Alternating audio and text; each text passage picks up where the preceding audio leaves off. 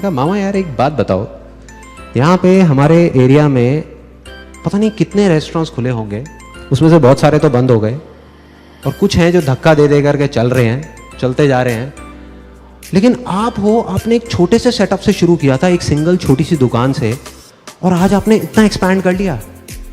मतलब पहले एक दुकान थी, अब आपकी ऊपर इतनी सारी दुकानें ले ली आपने, 2 फ्लोर्स ले लिए और आप एक्सपैंड करते ही जा रहे हो, इतनी तेजी से ग्रो कर रहे हो। भाई चक्कर क्या है, क्या चक्कर है? मतलब कुछ ना कुछ तो है ना कहानी।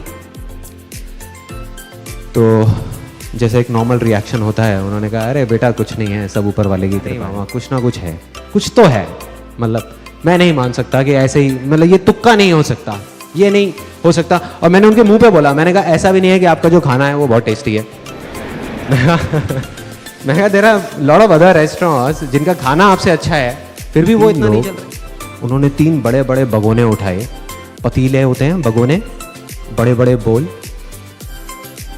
उसमें एक में दाल मखनी थी, एक में ग्रेवी थी, एक में थोड़ा डार्क से कलर की ग्रेवी थी।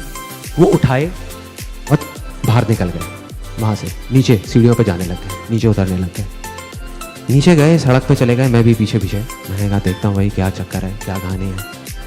सड़क पे जा करके उन्होंने तीनों ने वो ले जा करके नाली में डाल दिया। मेरे को समझ नहीं आया, मेरे को अभी भी क्लियर नहीं हुआ। मैंने कहा ये क्या है मामा, ये इससे आपकी सक्सेस का क्या कनेक्शन है? तो उन्होंने एक ऐसी लाइन बोली कि मैं हिल गया, कि मैं हर रोज अपनी तसल्ली के लिए अपने पैसे को नाली में बहा देता हूं।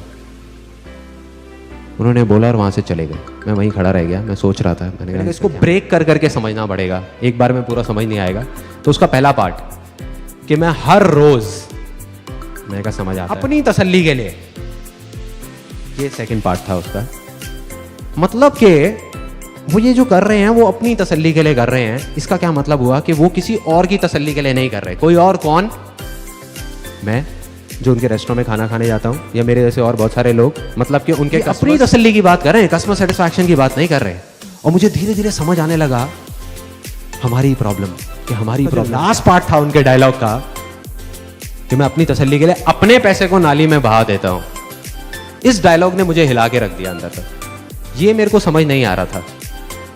हमारी फैमिली में, मतलब मेरी फैमिली में क्या होता है कि अगर हम एक स्कूटर भी खरीदते हैं ना, तो उसकी जो पॉलिथिन्स है वो 1 महीना हम पैसे को बचा बचा करके चलते हैं। सिर्फ एक ही चीज़ सुनी है, सीखी है बचपन से आज तक, money saved is equal to money. इस तरीके से मैं चल रहा था। और दूसरी तरफ ये आदमी क्या बोल रहे थे कि पैसे को नाली में बहा दो। समझ आया। मैंने कहा कि यही दम चाहिए, ये करना है किसी तरीके से। और अगर मैंने ये कर दिया तो मैं अब से अपने सेटिस्फैक्शन के बारे में सोचना है।